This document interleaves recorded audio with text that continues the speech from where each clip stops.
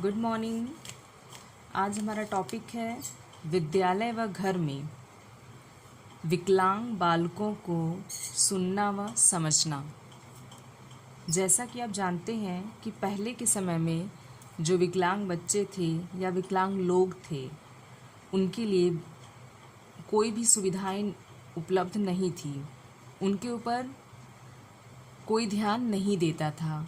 पहले उनको हमारे समाज का एक बहुत ही बेकार हिस्सा माना जाता था, जो कि किसी लायक नहीं है।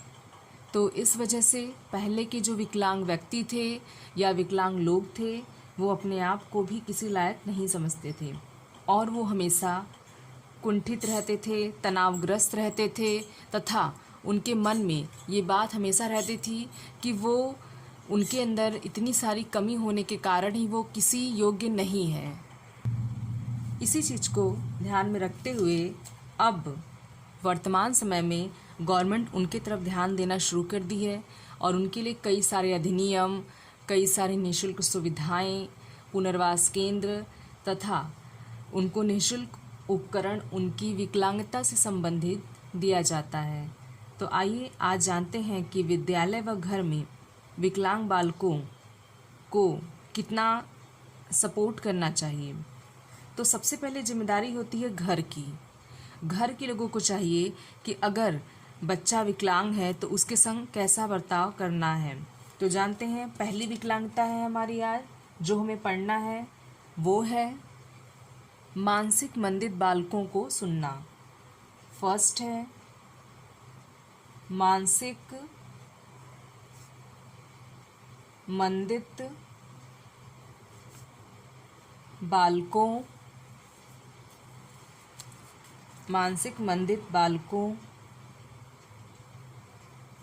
को सुनना व समझना।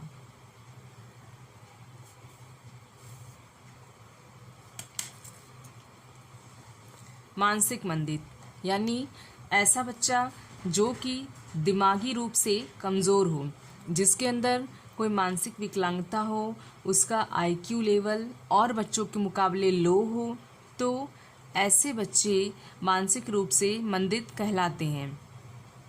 मानसिक रूप से मंदित बच्चा हर मामले में अपने साथ के बच्चों से पीछे रहता है तथा इसका हर क्षेत्र में विकास पिछड़ा हो जाता है और यह किसी भी बात को बहुत देर में समझता है।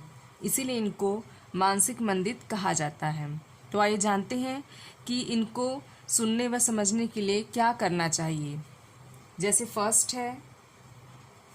पहला है हमारा अध्यापक को बालकों का सम्मान करना चाहिए। फर्स्ट है अध्यापक को बालकों का सम्मान करना चाहिए।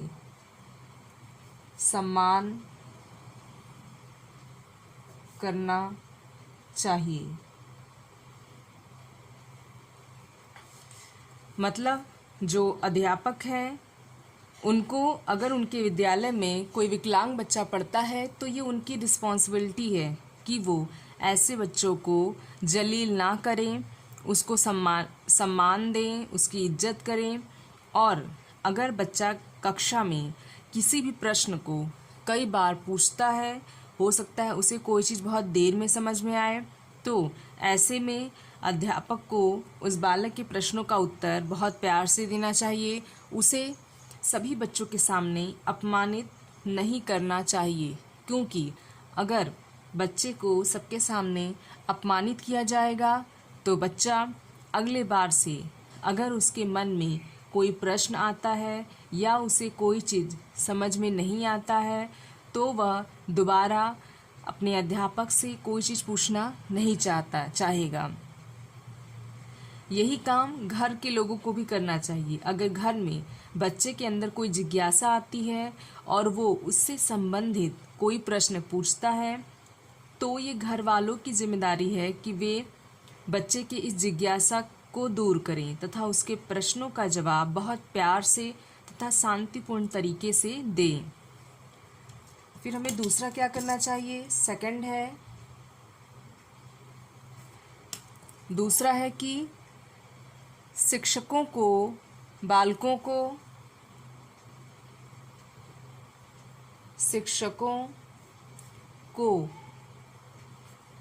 बालकों को परामर्श व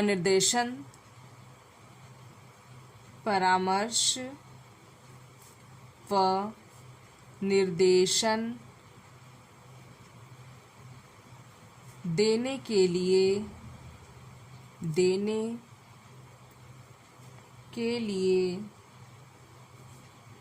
तैयार रहना चाहिए।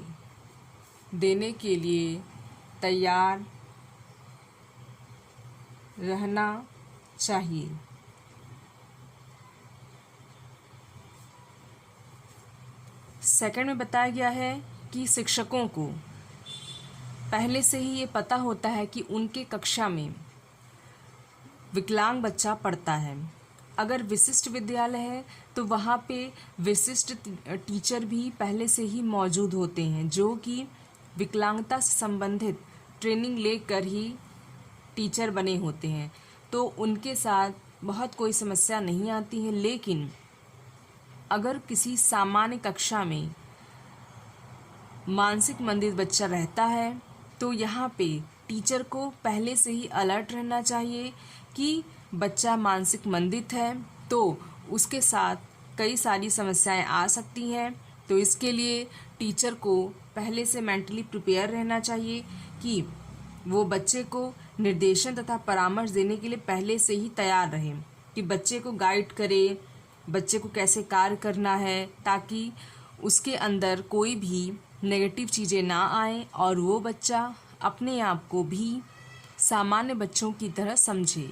अगर कोई बच्चा किसी भी चीज़ को बहुत धीमी गति से सीखता है तो उसके लिए माता पिता तथा टीचर दोनों बराबर के जिम्मेदार हैं, क्योंकि बच्चे के अंदर ये मानसिक मंदिता हो सकता है कि बच्चा जब गर्भ में रहा हो तभी से आ गया हो, और बच्चा जब गर्भ में रहा हो तो उसकी माता ने खाने पीने में कमी की हो या पौष्टिक चीज़ें ना ली हो, जिसकी वजह से बच्चे का आईक्यू लेवल लो रहता है जन्म के बाद।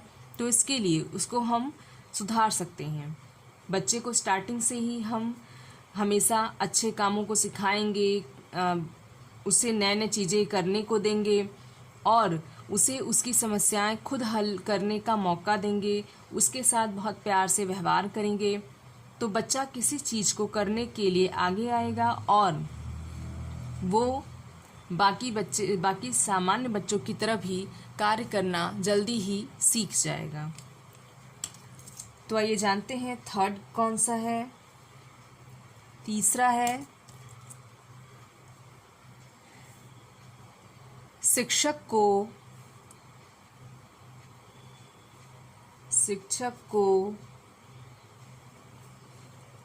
स्वयं शारीरिक श्रम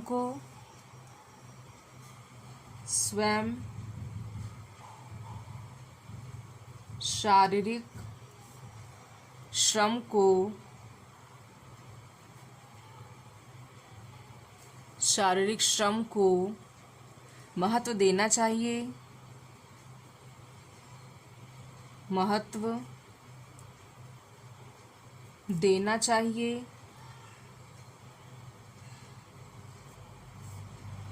महत्व देना चाहिए व बालकों को श्रम का महत्व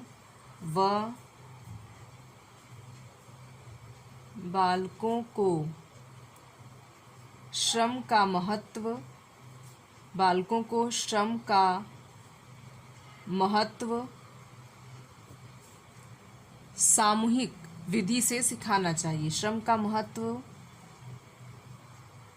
सामूहिक विधि से सिखाना चाहिए। सामूहिक विधि से सिखाना चाहिए।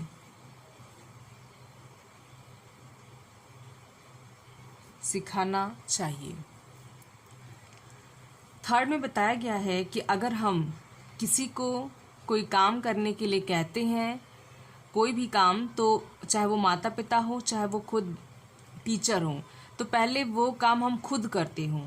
जैसे एक उदाहरण के रूप में हम ये जान सकते हैं कि अगर पिता बच्चे से ये कहता है कि तुम बड़े होके शराब मत पीना, सिगरेट मत पीना, ये सारी गलत आदतें हैं, लेकिन इतना कहने के बावजूद भी वो पिता बच्चे के सामने खुद धूम्रपान करता है, शराब पीता है, तो बच्चा उनको देखता है और उसके मन में ये प्रश्न आता है कि पिता ने मुझसे कहा था कि ये सारी गलत आदतें हैं, लेकिन वो खुद इन सभी चीज़ों का सेवन करता है। तो इसके लिए ज़रूरी है कि पहले हम खुद में सुधार करें। तो यहाँ यही बताया गया है कि शिक्षक को स्वयं शारीरिक श्रम को महत्व देना चाहिए व बालकों को श्रम का महत्व सामूहिक विधि से सिखाना चाहिए। बच्चे को सामूहिक विधि से श्रम का महत्व बताना चाहिए, उसे सबके साथ काम करने का मौका देना चाहिए, सामूहिक रूप से उसे खेल में भाग लेने के लिए उत्साहित करना चाहिए। क्योंकि अगर बच्चा सबके साथ मिल के कार्य करेगा, सामूहिक रूप से वो कोई भी क्रिया करेगा, या फिर वो सबके साथ मिल के सामूहिक रूप से खेलेगा, तो बच्चे के अंदर बहुत सारे चेंजेस आने शुरू हो जाएंगे और बच्चे की जो मानसिक स्थिति है उसमें सुधार होगा और बच्चा अंदर से बहुत खुश होगा और वो अंदर से मजबूत बनेगा। तो इसके लिए ज़रूरी है कि हम बच्चों को सामूहिक तरीके से कोई भी चीज़ें सिखाएं। तो माता पिता को भी चाहिए कि अगर उनके घर में बाकी बच्चे विकलांग नहीं हैं, केवल एक ही बच्चा विकलांग है, तो वे बाकी बच्चों के साथ इस विकलांग बच्चे को खेलने का अवसर दें और किसी भी बच्चे में कोई भेदभाव ना करें। क्योंकि अगर कोई भी भेदभाव किसी बच्चे के साथ किया जाएगा तो बच्चे आपस में भी लड़ाई झगड़ा करेंगे और उनके रिश्ते खराब हो जाएंगे। तो इसीलिए माता पिता को ये ध्यान देना चाहिए कि वे अपने सभी बच्चों को एक समान समझें और उनको एक समान प्यार भी दें। चौथा है, फोर्थ हमारा है, शिक्षक को धीमी गति से पढ़ाना चाहिए। शिक्षक को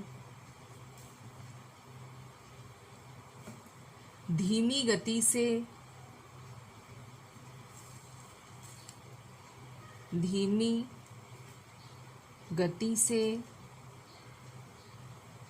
पढ़ाना चाहिए। धीमी गति से पढ़ाना चाहिए व अपने पढ़ाए पाठ को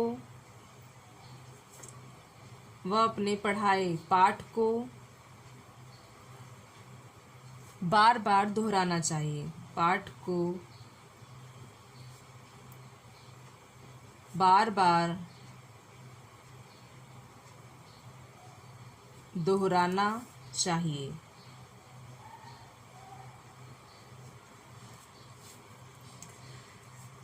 इसमें बताया गया है कि जो कक्षा में जो टीचर होते हैं, क्योंकि उनके क्लास में कुछ बच्चे मानसिक रूप से मंदित हैं, तो ऐसे बच्चों के लिए कक्षा में जब भी टीचर पढ़ाए तो वो उनकी पढ़ाई की जो गति है वो बहुत धीमी होनी चाहिए। क्योंकि अगर वो बहुत तेज़ गति से कक्षा में पढ़ाएंगे तो बच्चे को सुनने में या समझने में दिक्कत आ सकती है।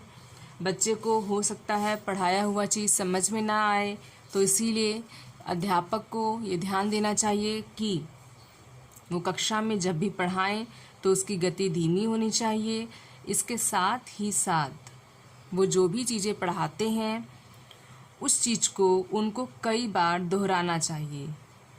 कई बार दोहराने के साथ साथ उनको अपने कक्षा के उन बच्चों से पूछना भी चाहिए कि उनको जो अभी पढ़ाया गया है वो चीज़ें समझ में आया कि नहीं। अगर उनको वो चीज़ें नहीं समझ में आई तो ये उनकी ज़िम्मेदारी है कि वो उसको दोबारा समझाएं। और उसका अगर उनका तरीका पढ़ाने का सही नहीं है जिसके वजह से बच्चे का मन कक्षा में नहीं लगता है, तो टीचरों को चाहिए कि वे अपने तरीके में भी बदलाव करें और कोई रुचिकर तरीका शिक्षण के लिए अपनाएं, ताकि बच्चा भले ही मानसिक रूप से मंदित है लेकिन उसकी कक्षा में रुचि बनी रहे अगर हम उसको रुचिकर तरीके से पढ़ाएंगे। अब नेक्स्ट हमारा है 5वां,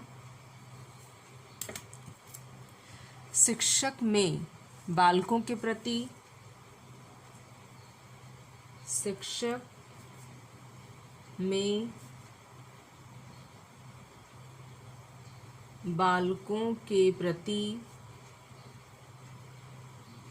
बालकों के प्रति प्रेम, सहानुभूति,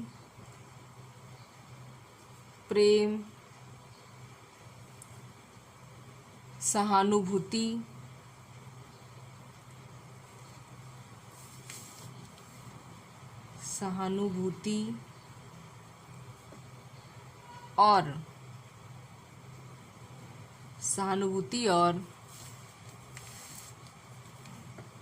सहनशीलता का व्यवहार करने का गुण होना चाहिए। और सहनशीलता का